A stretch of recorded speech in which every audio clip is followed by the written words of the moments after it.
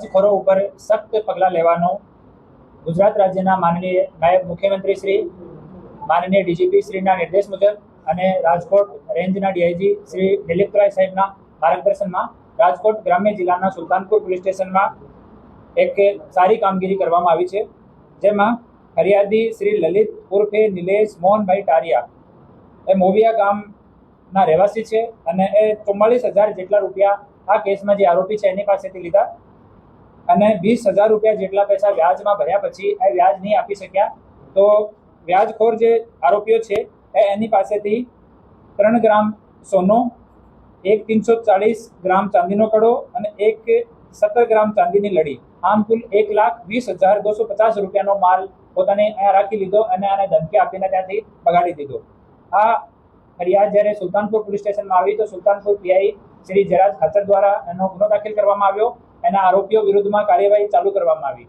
એના જ ભાગરૂપમાં જ્યારે આજુબાજુના લોકોને ખબર પડી કે આ વ્યાજખોર વિરુદ્ધમાં કાર્યવાહી થઈ રહી છે તો 90 જેટલા લોકો ફરિયાદ કરવા માટે આવ્યા અને જ્યારે આરોપી પક્ષ સાથે એ લોકો વાતચીત કરી તો આરોપી પક્ષે સ્વ ખુશીથી આ 90 પરિવારોનો જો કબજે કરેલો સોના, ચાંદી, મકાન અને વાહનોના દસ્તાવેજ હતા એ તમામ છે એ પરત કર્યા છે। આમાં સોનાની કિંમત કુલ 180.65 ગ્રામ, જેની કિંમત આશરે 27,48,000 છે।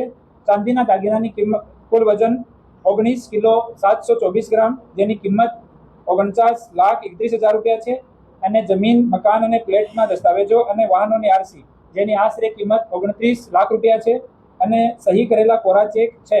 આમ કુલ 1,05,79,450 રૂપિયા લગભગ કિંમતનો આ મુદ્દામાલ છે, જે આરોપી સ્વ ખુશીથી જે તમામ ફરિયાદી લોકો આવ્યા હતા એને પરત કર્યો છે। આ ગુનાનો જો 1,20,000 રૂપિયાનો જો મુદ્દામાલ છે એ ગુનાના કામમાં કબજે કરવામાં આવ્યો છે, નામદાર કોર્ટની મંજૂરી લઈને એને પરત કરવાની કાર્યવાહી આગળ કરવામાં આવશે અને બાકીનો 1,05,00,000થી વધારાનો જે મુદ્દામાલ છે એને આજે આ પરત કરવામાં આવે છે। આ કેસમાં રેન્જ આઈજી સાહેબનો સતત માર્ગદર્શન રહેલ અને આ મુદ્દામાલ સારી રીતે ફરિયાદીઓને પરત મળે એના માટે રેન્જ આઈજી સાહેબ, ડીજીપી સાહેબનું નિરંતર માર્ગદર્શન મળેલ। આમાં બંને આરોપીઓ સોહિલ રફીકભાઈ બાબુભાઈ સલાડ વાસાવડ ગામના છે, બીજા આરોપી ઇરફાનભાઈ રફીકભાઈ ઉર્ફે બાબુભાઈ સલાડ એ વાસાવડ ગામના છે। બંને આરોપીઓ વિરુદ્ધમાં કાર્યવાહી કરવામાં આવી છે। આમાંથી સોહિલ વિરુદ્ધમાં અગાઉના 3 ગુના છે, એ બીજે કલમોમાં છે, વ્યાજખોરીના ગુના નથી।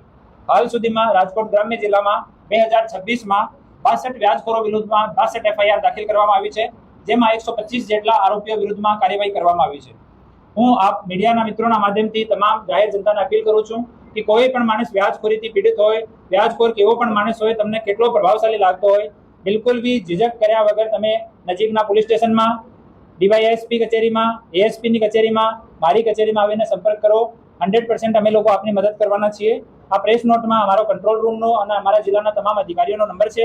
આમાં તમારે જે વ્યાજખોરીથી પીડિત છો તો રાજકોટ ગ્રામ્ય જિલ્લા માટે આ નંબર ઉપર સંપર્ક કરવા માટે વિનંતી છે।